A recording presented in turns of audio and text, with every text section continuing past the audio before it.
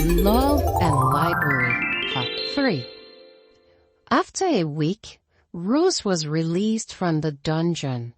She returned to the library with instructions from the palace that a guard was to monitor her daily activities in the library. Prince Ken came to the library to visit Rose excitedly. He was eager to see her face after the 1 week they spent at the dungeon. He was irritated to find Rose chatting with Peter, who was the head teacher at the Palm Primary School. They were holding hands. "I thought you would be busy trying to settle in," Prince Ken told Rose in a sour manner, totally ignoring Peter. Peter, seeing Prince Ken, hurriedly left the library. "I never knew you would be coming today, Ken. Peter is just my friend," Rose responded. "How are you enjoying your freedom?" Prince Ken finally said, after a long silence. "Is this what you call freedom, Ken? My small library was not spared from oppression. I don't think you really understand our pain." Prince Ken was quietly staring at her, his face inscrutable. "Ken, I just want you to admit that I am right. I don't expect you to do anything. Just admit that you see things as I do and that I am not crazy," Rose pushed. After a moment, Ken finally spoke. "Is that what you were discussing with him?" he asked, referring to Peter. "Peter?" Rose replied, surprised. "Is that all you have to say after what I just told you?" "Peter is just my friend, Ken." "It is Prince Ken to you," he replied coldly.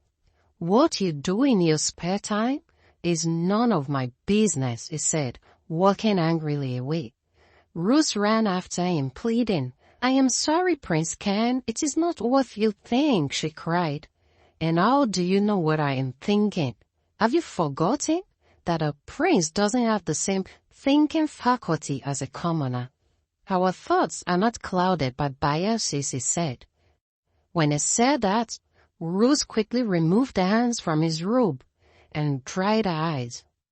"I don't want to see you in my library anymore. I don't care if you're the prince. Besides, you should not be seen in a commoner's library," she said angrily, watching Prince Ken storm off. She went inside her office and cried her eyes out. When she got home that day, she continued crying, asking herself questions she had no answers to. How do I get out of this mess? How do I fall in love with someone that can never get married to me because of the traditions of the kingdom? I can't even fall in love with another. How can I fall in love with someone who cannot admit that the tradition is unjust? How long will I have to keep acting tough? She cried herself to sleep. When Prince Ken got home, he couldn't sleep. He felt he did not handle the conversation well with Rose. He knew he was angry because of Peter. Why was I even angry? Peter is a better fit than I am. He would give her the peaceful home she deserves, he said to himself. 4 days later, after consistently having sleepless nights because of Rose, Prince Ken decided to go to the library to have a heartfelt discussion with Rose. This time, he went 15 minutes before the close of time, fully aware that it was the closing hour of the library. He found himself alone with Rose, the woman he had fallen for. "The library is about to close, Your Highness," Rose said coldly. Prince Ken, unable to hold back his emotions, pulled Rose into his arms and kissed her for the first time. He felt her warmth and the scent of her perfume. And as they finally pulled away, their eyes locked in, filled with uncertainties of the future. Tears streamed down her face. Then finally, Prince Ken broke the silence. "Rose, please don't make me choose." "Choose what?" Rose asked. almost out of breath from the kiss. "Choose between you and the kingdom. I am the only son left. My father is getting old and weak. If I get banished, who will look after this kingdom?" Prince Ken asked, looking helpless. "Prince Ken, choose what is best for the kingdom. I will support you no matter what." At that moment, Prince Ken knew Rose was the woman for him. "Come to the palace library tomorrow. I want to read you a new book," he said authoritatively. "Are you crazy, Your Highness? Your father will bury me alive if he finds out. What about the traditions of the palace?" she asked, bewildered. "Traditions be damned. What? Prince Ken, am I dreaming? I never thought that I would be alive to witness this day," Rose stated in disbelief. "Please call me Ken," Prince Ken said. "I thought you wanted Rose was about bringing up the past. "Shh." Prince Ken placed a finger on her lips and said, "I was just jealous, seeing you holding hands with another man." They both smiled in love. In the darkest hours at the library, Prince Ken managed to sneak Rose in without being seen. The flickering candlelight cast dancing shadows on the wall, creating an intimate, almost magical atmosphere. "I miss this place," Rose said, her eyes sparkling as she looked around. "Have you been here before?" Prince Ken asked, surprised. Rose laughed softly. "That is a conversation for another day, my prince." Intrigued, but willing to let the mystery linger, Prince Ken decided to choose a romantic book to read to her. He selected a new collection and handed it to her with a playful smile. "This is a new collection. I bet you haven't read it," he said. "What is it called?" Rose asked eagerly. "Forbidden Love," he replied. "Thank goodness I haven't read it. Shall we begin?" she said, and they both laughed softly. Rose rested her head on Prince Ken's chest, feeling the steady beats of his heart. As they began to read, their hands found each other, fingers intertwining with a natural ease. Their eyes met, and in that moment, words became unnecessary. The fire in their hearts communicated their mutual longing and desire.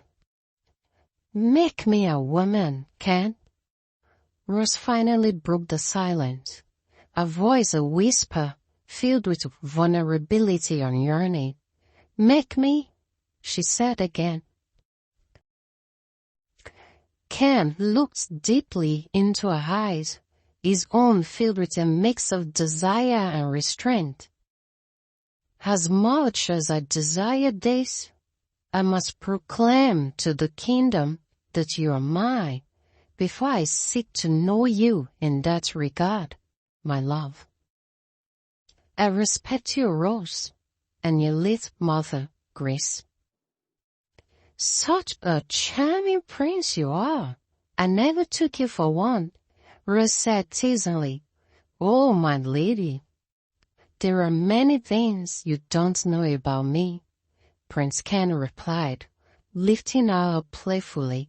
She laughed, the sound like music to his ears, as they spun around the library, lost in their private world.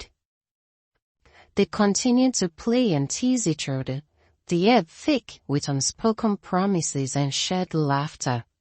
Eventually, they returned to reading, Prince Ken's voice weaving tales of love and adventure as they lay entwined on the floor.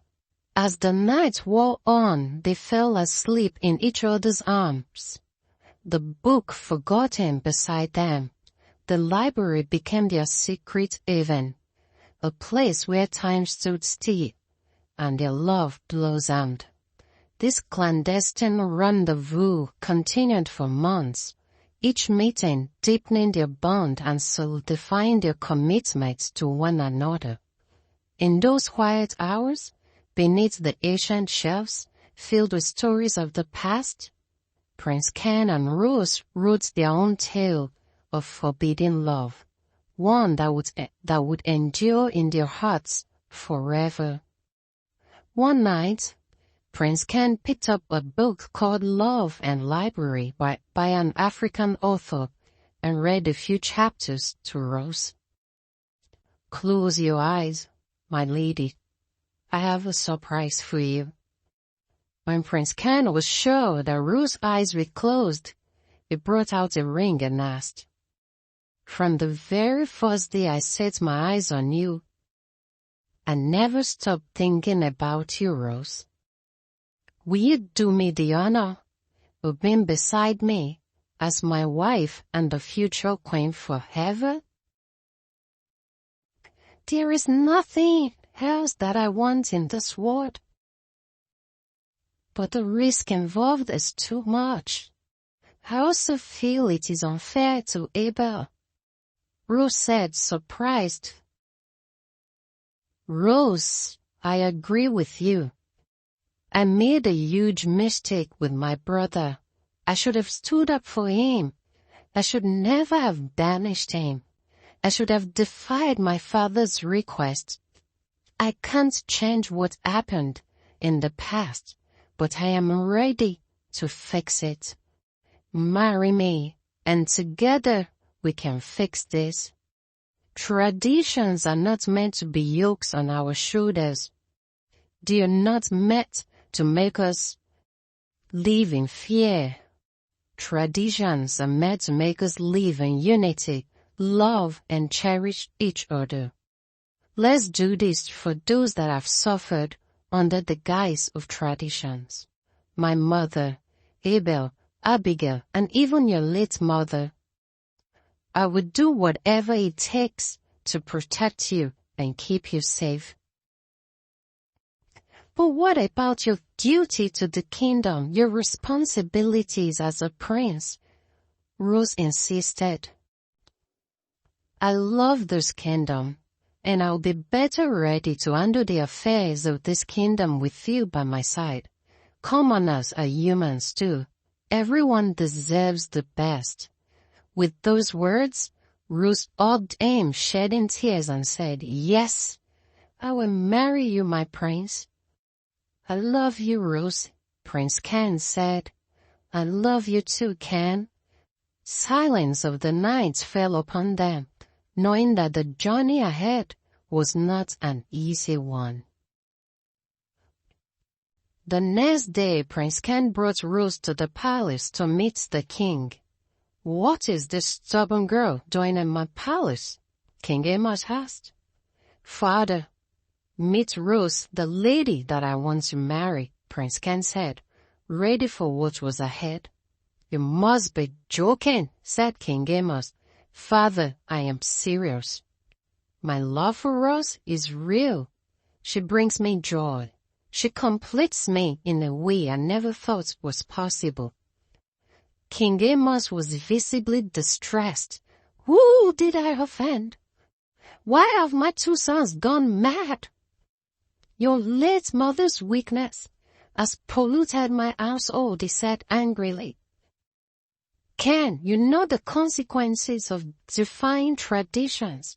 I cannot allow this." "Father, I have been blind for far too long. Those traditions were made by our ancestors to hold us in bondage. Last week, I stumbled on the palace documents in your chambers, the one that you locked away from us. It was not the marriage between the commoners and royals that led to the famine and plague." "How dare you? How dare you go through my chamber in my absence?" fired King Amos. "I only tried to preserve the royal bloodline, you foolish boy." "Father, I am not ready to discuss the contents of that document at the moment. You lied to us and made us believe that your lies were the traditions of the kingdom. You murdered my mother with your wicked acts and made me banish my only brother. How foolish was I to think that I was protecting the kingdom? That is enough, Ken. Wah! King Amos stammered, clutching his chest as he struggled to breathe. Father, hold on. I forgive you. Please do not leave me, said Prince Ken. It is too late, my son. My time has come. Bring light to the kingdom. King Amos said weakly as he went to be with his ancestors. Father, no, I did not mean for this to happen, Prince Ken said, upset. Prince Ken and Rose head on to the king. Rose was crying, filled with guilt. She somehow felt responsible for the king's death. During King Amos' burial, Prince Ken was in mourning for the loss of his entire family. He missed his brother so much and had no idea where he was. He was in a sad mood and locked himself up. He neither hit nor spoke to anyone, not even Rose.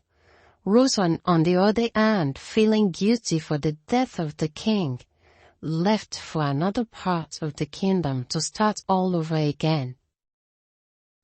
6 months after his father's passing, Prince Ken was crowned the king of Palm Kingdom. He sent his guards to go look for Rose, and they brought him news that Rose was living in Below Town. He took along with him his most trusted guards and rode to Below Town. He got to Rose's new home and met her reading at the balcony with her back facing in. Do you give up on love easily, my lady? Startled by the voice, Rose turned around and said, Your Highness, with a bow. I take the blame for the death of your father, she said remorsefully. We should never have told him about our marriage plans. Rose, throughout my mourning face, I never for once blamed you for the death of my father. You shouldn't blame yourself. My father was sick. He had a weak heart. His death was inevitable. I have come to claim what is mine. Go inside and pack your bags. Rose smiled, relieved that King Ken was still in love with her. She never stopped loving him and couldn't love another. I am sorry, my king. I have made new friends, and it is appropriate I bid them farewell. It is an order, Rose. Go pack your bags. Yes, my lord, she said with a serious mocking face. With the help of the guards, Rose packed her things and followed the king.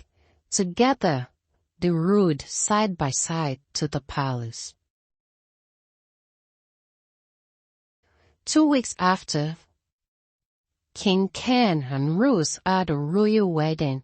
It was a big ceremony and everyone, including the commoners, was invited.